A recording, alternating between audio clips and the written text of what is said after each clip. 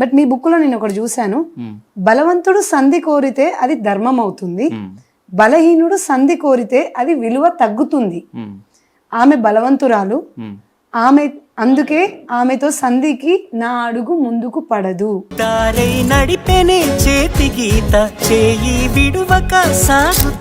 ఈ ఆడవాళ్ళు మగవాళ్ళలో ఎవరు గొప్పవారు అని చెప్పడానికి ఆడవాళ్ళు గొప్పవాళ్ళు అని ఈనాడు ఏంటి ఒక స్టేట్మెంట్ ఇచ్చేసి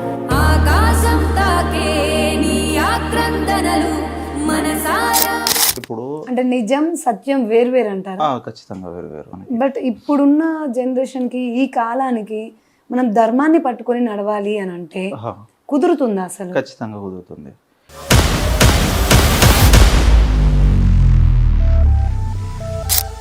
ఇది భర్త బాధితులకి చాలా కనెక్ట్ అయిపోద్ది.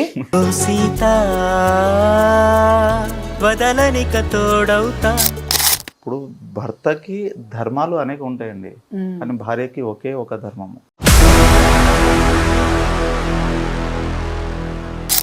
అంటే ఒక భార్య అండ్ ఒక భర్త ఇద్దరి విషయంలో ఏదైనా ఒక కంప్లైంట్ ఉంది అని పొరపాటున పోలీస్ స్టేషన్ దాకా వెళ్ళింది అనుకోండి, ఇప్పుడు భర్త ఎంత కాడికి మొత్తుకొని ఉండి చల్లదు.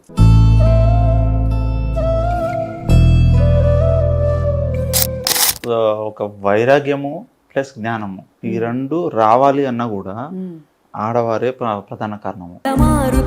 జీవితం కలతలోకి జారన కలలు కన్న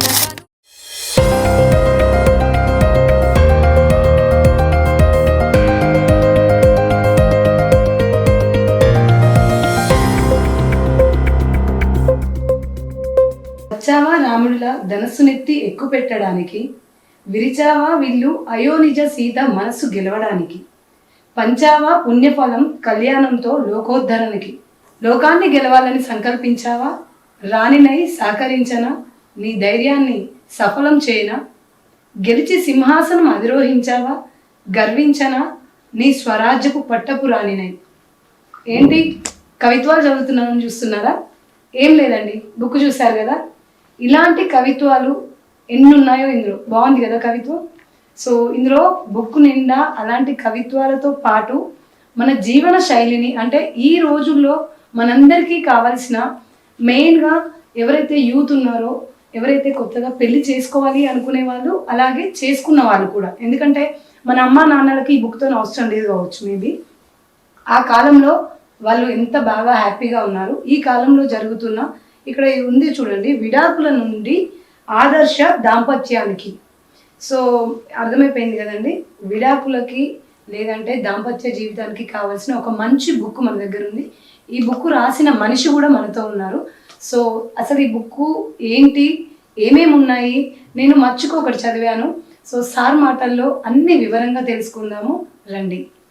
సో నమస్తే సార్. నమస్తే అండి మౌనిక గారు. కేబిఎన్ ప్రేక్షకులందరికీ కూడా మనకి ఈరోజు ఒక మంచి ఇన్ఫర్మేటివ్ వీడియోతోని, ఇంటర్వ్యూతోని వచ్చాము అని మేము అనుకుంటున్నాం సార్. సో ఏంటి సార్ ఇది సీతారామం, ఈ బుక్ ఏంటి, బుక్లో ఉన్న విషయాలు ఏంటి, ఈ బుక్ మన వాళ్ళకి ఎలా యూజ్ అవుతుంది అనేది మీరు మాకు ఒకసారి క్లియర్గా ఎక్స్ప్లెయిన్ చేయండి. బుక్కులో ఉన్న విషయాలు ఏ విధంగా వారికి యూజ్ అవుతాయి అనేది యాక్చువల్గా వారి మాటల్లో వింటే నాకు చాలా సంతోషం, అది ఈ విధంగా మాకు యూజ్ అయింది అని. కాకపోతే బుక్ ఏంటిది అని మాత్రం ఇప్పుడు చెప్పగలం, మనం మాట్లాడగలం. ఇక్కడ సీతారామం అనే ఒక టైటిల్. సో ఆ సీతారామం అనేది ఇప్పుడు ఆల్రెడీ ఈ పేరుతోటి ఒక ఎమోషన్ మనకు ఆల్రెడీ డెవలప్ అయి ఉన్నది అనమాట. సీతారాముడు అంటే ఆదర్శ దంపతులు ఎవరైనా ఉన్నారు అంటే వారిని మనం ఒక ఆదర్శంగా చూపించాల్సిందే, ఇంకా వేరే మార్గం కూడా లేదు మనకి. సో మీరు ఇప్పుడు ధర్మశాస్త్రము అని చెప్తున్నారు కాబట్టి అడుగుతున్నాను సార్. ధర్మశాస్త్రం ప్రకారము లేడీస్ అండ్ జెంట్స్ అంటే దంపతుల్లో భార్య కానీ భర్త కానీ. మీరు చెప్పే క్వశ్చన్ నాకు అర్థమైపోయింది. అయితే ఇందులో ఒక విషయం అండి, అసలు మనం శాస్త్రాలు చదవక సరిగ్గా అర్థం చేసుకోక మనం అనవసరంగా లొల్లిలు పెట్టుకుంటాం, పంచాయతీలు పెట్టుకుంటాం. కానీ ధర్మము శాస్త్రము ఈ ఆడవాళ్ళు మగవాళ్ళలో ఎవరు గొప్పవారు అని చెప్పడానికి ఆడవాళ్ళు గొప్పవాళ్ళు అని ఈనాడు ఏంటి ఒక స్టేట్మెంట్ ఇచ్చేసి. యాక్చువల్గా గొప్పవాళ్ళు అనేది కాదు కానీ ఎవరు అడ్జస్ట్ అవ్వాలి హా, అండ్ ఆ అడ్జస్ట్మెంట్లో ఎలాంటి రూల్స్ అయినా ఉంటాయా అనేది నేను అడుగుదాం అనుకున్నాను. ఆ రూల్స్ అని కాదండి. మనం ఇందులో ఒకటి ఉంటుంది, సత్యం అనేది చాలా కీ రోల్ ప్లే చేస్తుంది అనమాట. ఓకే. ఇప్పుడు నిజం ఒకటి ఉంటుందండి, సత్యం ఒకటి ఉంటుంది. ఓకే. నిజం ఎట్లా అంటే ఇప్పుడు అంటే నిజం సత్యం వేరు అంటారా? ఖచ్చితంగా వేరు వేరు. ఏంటి డిఫరెన్స్ ఏంటి? డిఫరెన్స్ ఏంటంటే ఇప్పుడు మనం చూస్తున్న ప్రతి ఒక్కటి నిజాలు. అంటే మన ఇంద్రియాలు ఉంటాయి చూడండి, కళ్ళు, ముక్కు, ఇవన్నీ గ్రహించే విషయాలన్నీ నిజాలు. ఓకే. ఇవి గ్రహించని ఇప్పుడు ఆత్మ ఉంది చూడండి, ఆత్మ మనం చూడలేము, మనం దాని ఇంద్రియాలు గ్రహించలేవు. ఈ ఆత్మ సంబంధమైన విషయాలు కావచ్చు, లేదా ఇతరత్ర ఏ విషయాలైనా కూడా దాన్ని గ్రహించలేదు అంటే మనం గ్రహించలేము అంటే అది లేదని అర్థం కాదు, కానీ మన కెపాసిటీ అంత లేదని. అది ఉంది అంటే దాన్ని చెప్పేది శాస్త్రము, ఆ శాస్త్రం చెప్పేది సత్యము, అది మనకు ప్రమాణము. కానీ మన ఇంద్రియాలు చూస్తున్నంత వరకు మాత్రమే మనము అది ప్రమాణంగా తీసుకుంటే ఇక్కడ వస్తుంది, అక్కడ అసలు పంచాయతీ అనమాట. సో ఈ సత్యాన్ని పట్టుకొని ఏ విధంగా ముందుకు వెళ్ళిపోవాలి అన్నది పుస్తకం చెప్తుంది మనకి. బట్ ఇప్పుడున్న జనరేషన్కి, ఈ కాలానికి మనం ధర్మాన్ని పట్టుకొని నడవాలి అని అంటే కుదురుతుందా అసలు? ఖచ్చితంగా కుదురుతుంది. అంటే ఇప్పుడు అప్పుడంటే వైఫ్ ఇంట్లో ఉండేది, కుటుంబ బాగోగులు, హస్బెండ్ బాగోగులు చూసుకునేది. ఇప్పుడు వీళ్ళు కూడా వర్క్కి వెళ్తున్నారు, సో వాళ్ళతో సమానంగా వీళ్ళు పని చేస్తున్నారు, సంపాదిస్తున్నారు, అంతకన్నా ఎక్కువే చేస్తున్నారు అని చెప్పాలి.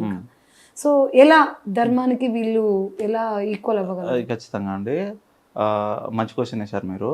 ఇప్పుడు ఒకటండి, ఇప్పుడు ఒక తండ్రి ఉన్నారు, ఒక కొడుకు ఉన్నాడు. ఇప్పుడు ఆ తండ్రి ఒక చిన్న మిస్టేక్ చేశాడు, అది కొడుకు పర్ఫెక్ట్ 100% ఆయన మంచి వ్యక్తి అనమాట. సో తండ్రిలో ఆయన లోపం ఎత్తుకోవచ్చా?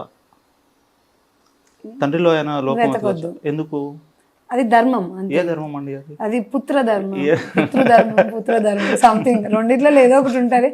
ఆ పేరు నాకు తెలియదు, కానీ తండ్రిని క్వశ్చన్ చేసే ధర్మం అనేది కొడుక్కి లేదు అనేది అయితే తెలుసు. ఇక్కడ తండ్రి సంపాదన చేస్తున్నాడు, కొడుకు సంపాదన చేస్తున్నాడు, కానీ కొడుకుకి రైట్ ఇవ్వలేదు మీరు.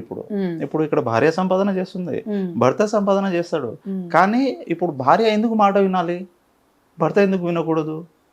దానికి అంటే ఇప్పుడు దీన్ని అంటే మన వాళ్ళు అడుగుతారు, అంటే తండ్రి కని పెంచి చేసిండు కాబట్టి, పెద్దవాడు కాబట్టి అలా, భర్త అది కాదు కదా, మధ్యలోనే వచ్చాడు కదా అంటారు మన వాళ్ళు.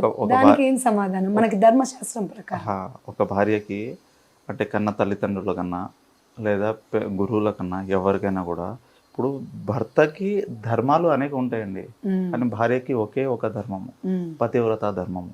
ఆ పతివ్రత ధర్మం అనేది ఎంత గొప్పది అంటే మన శాస్త్రాలు చదివితే అర్థమవుతుంది. అండ్ ఇప్పుడు ఈ పతివ్రత ధర్మాన్ని పట్టుకొని ఎందుకు భార్యకి ఒక పతివ్రత మాత్రమే అంటే పతివ్రత ధర్మం మాత్రమే చెప్పారు అనేది అది చాలా గొప్ప విషయం అండి. అది మనం అర్థం చేసుకోలేము ఈ కాలంలో. ఓకే సార్, అంటే ఇప్పుడు ఈ జనరేషన్కి మీరు అన్నట్లుగా కొన్ని విషయాలు మాకు కొంచెం ఎక్కి అందులో జీవించాలి అంటే కష్టమే.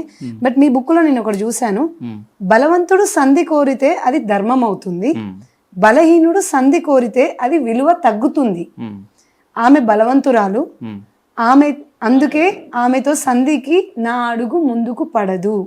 సో ఏంటి సార్ వీటి అర్థాలు ఏంటి?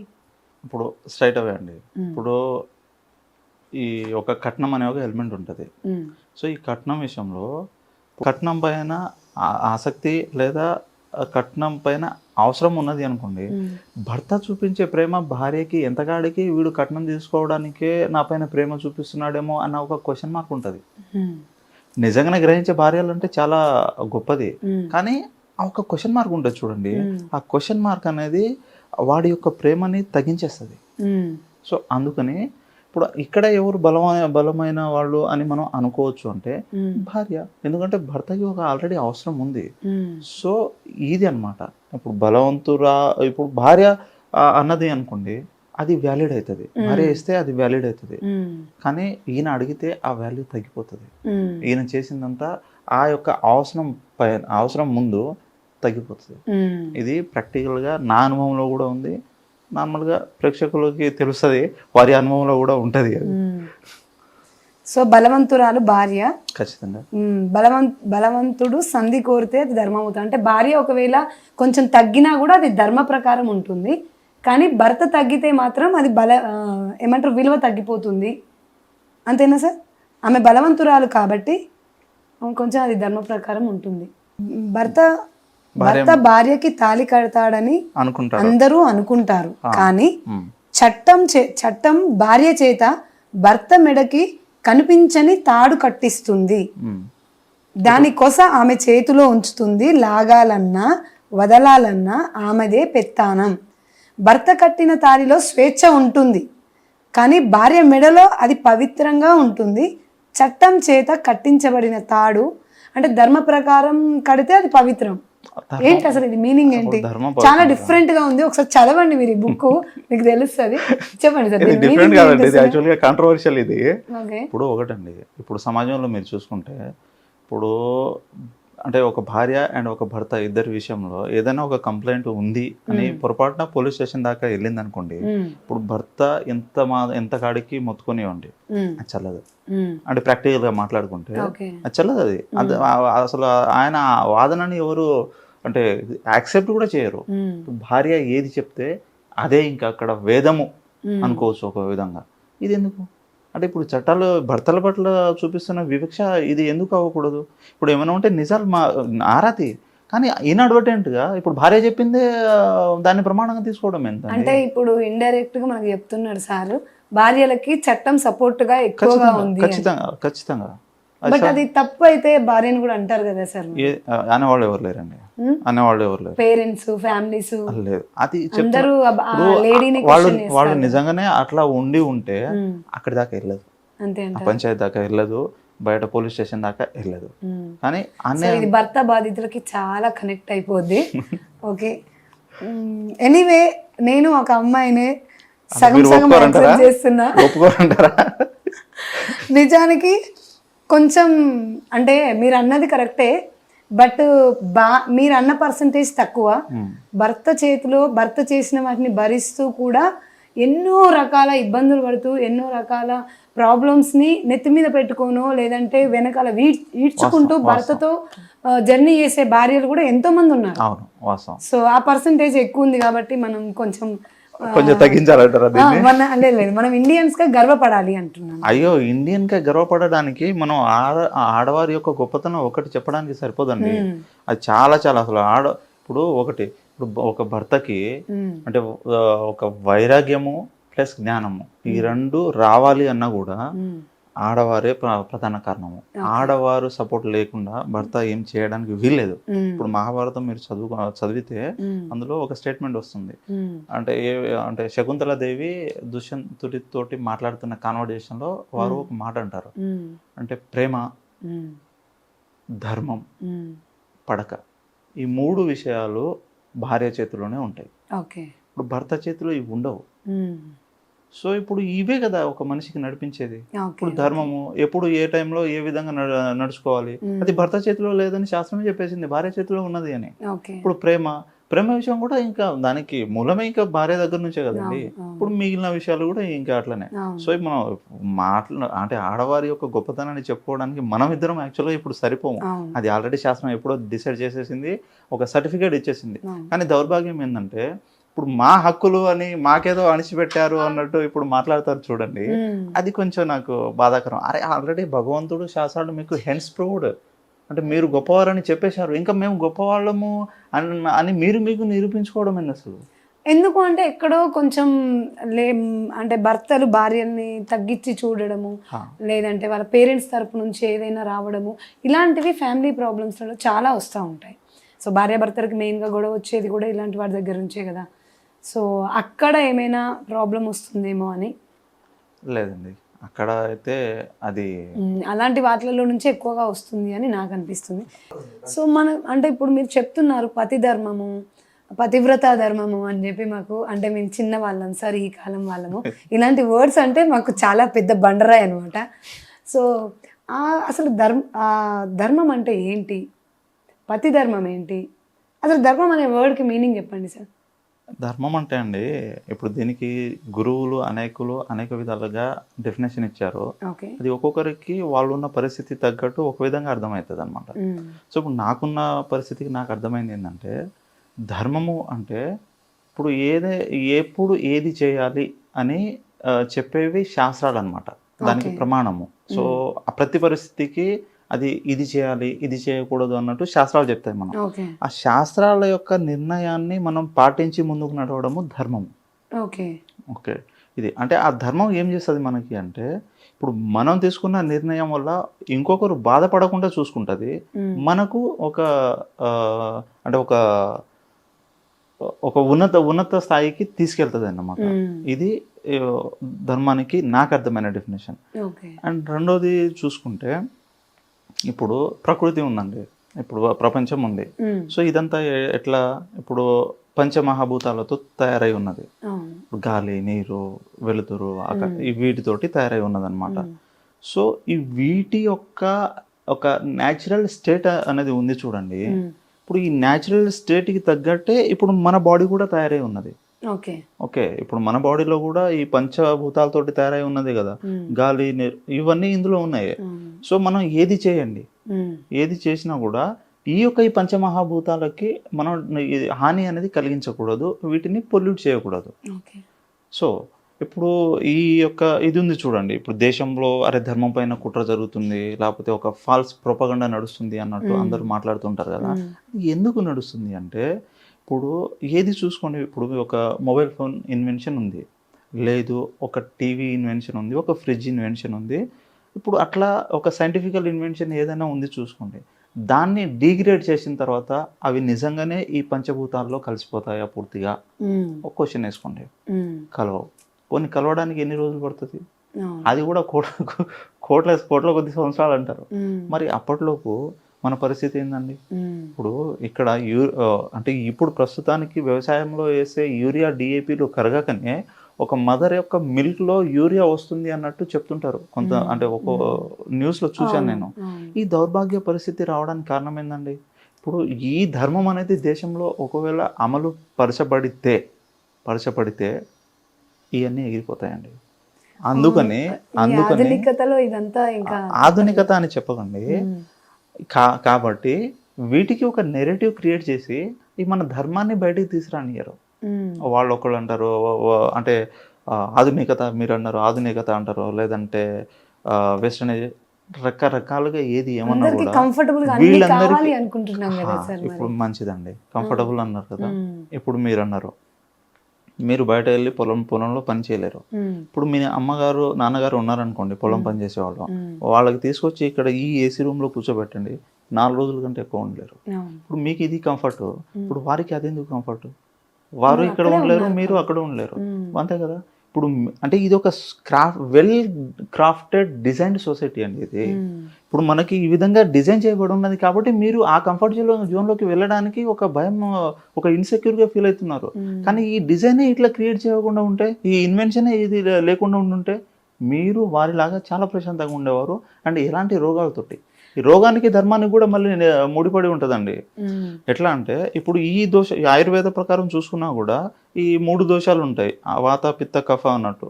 సో ఈ దోషాల యొక్క ప్రభావాలతోటి డిసీజెస్ క్రియేట్ అవుతాయి. ఇప్పుడు దీనికి శాస్త్రం కూడా ఒకటి చెప్తుంది, పూర్వజన్మ కృతం పాపం వ్యాధి రూపేణ పీడిత వ్యాధి రూపేణ వర్జిత అన్నట్టు చెప్తుంది. అంటే ఇప్పుడు పాపము అంటే పూర్వజన్మ పాపము అంటే ఏందండి? పూర్వజన్మ పాపము ఇప్పుడు ఉదాహరణకి మనం చేసిన కర్మ ఫలితం. ఇప్పుడు ఉదాహరణకి అనుకోండి, ఇప్పుడు బిర్యానీ మనకు చాలా ఇష్టమైనది, ఆ బిర్యానీ నిజంగానే ఒక శాస్త్రం ప్రకారం వండుతున్నారా అంటే అది అంటే అది తింటే మన బాడీలో ఉండే ఈ 5 ఎలిమెంట్స్ ఉంది చూడండి, ఈ 5 ఎలిమెంట్స్కి ఒక నరిష్మెంట్ రావాలి, కానీ నుక్సాన్ రాకూడదు అనమాట.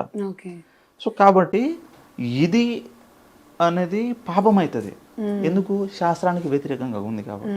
అదే శాస్త్రానికి అనుగుణంగా మన ఇంట్లో ఉండే మన అమ్మమ్మల నాటి కాలపు వంటలన్నీ శాస్త్రానికి అనుగుణంగా ఉన్నాయండి. ఇప్పుడు ఎట్లా అంటే ఒక ఉదాహరణకి చెప్తాను మీకు. ఇది మన వాగ్భట్టాచార్యులు అని ఒకరున్నారు, వారు అష్టాంగ హృదయం అని ఒక పుస్తకం రాశారు.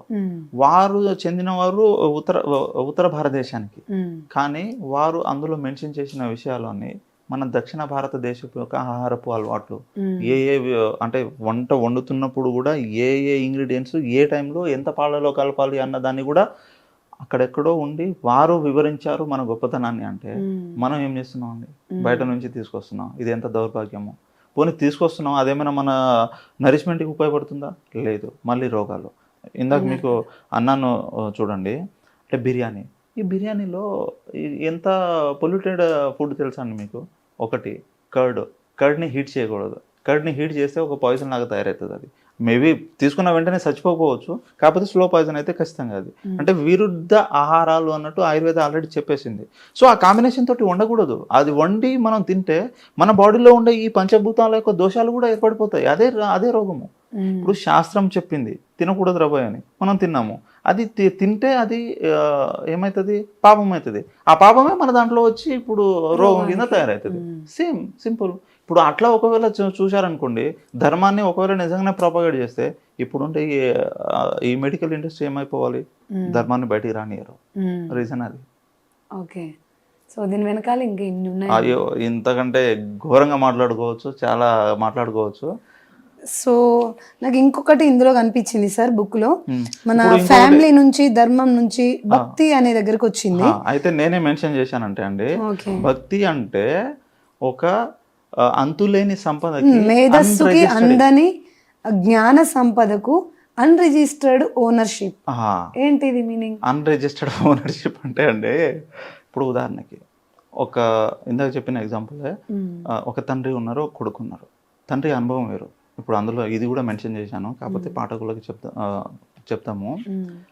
సో తండ్రి అనుభవం వేరు, కొడుకు అనుభవం వేరు, ఒక భర్త అనుభవం వేరు, భార్య అనుభవం వేరు. అంటే తండ్రి యొక్క కాలమాన పరిస్థితులు తగ్గట్టు, అతని యొక్క ఎక్స్పీరియన్సెస్ తగ్గట్టు ఆయనకంటూ ఒక జ్ఞానం ఉంటుంది. ఇప్పుడు కొడుకుది ఒక దుందుడుగుతనం, ఆయనకు అంటే కొంతమందికి బుద్ధి వికసితం అవుతుంది, కొంతమందికి వికసితం అవ్వదు. సో ఈయన పాయింట్ ఆఫ్ వ్యూలో ఈయన చెప్పింది నిజమే, ఆయన పాయింట్ ఆఫ్ వ్యూలో ఆయన చెప్పింది నిజమే. ఇప్పుడు ఏది ప్రమాణం ఇందులో? ఇక్కడ పనికి వస్తుంది మనకు భక్తి. ఇప్పుడు మీరు ఇందులో ఇంకొక మాట కూడా ఉంది, భక్తి లేకుండా చేసే ప్రతి పని ఒక బానిసత్వమే అన్నట్టు. ఇప్పుడు అది అంటే అరే నువ్వు ఇది చేయాలరా పోయి అన్నట్టు ఒక డిక్టేటర్షిప్ ఉన్నదనుకోండి, అది కొడుకుకి ఏమవుతుంది? అది బానిసత్వం కిందకే వస్తుంది. ఇప్పుడు లేదు, ఇప్పుడు కార్పొరేట్లో కూడా ఏం జరుగుతుంది, ఇప్పుడు పైన నుంచి ఒక ఆర్డర్ వస్తుంది, నువ్వు అంటే నీకు ఇష్టం ఉన్నా ఇష్టం లేకపోయినా ఇది నువ్వు ఖచ్చితంగా ఫాలో అయితే తీరాలి. అది బానిసత్వం కాకపోతే ఏంటంటే వీణ యొక్క ఫ్రీడమ్ అనేది అందులో ఎక్కడ కనిపిస్తుంది?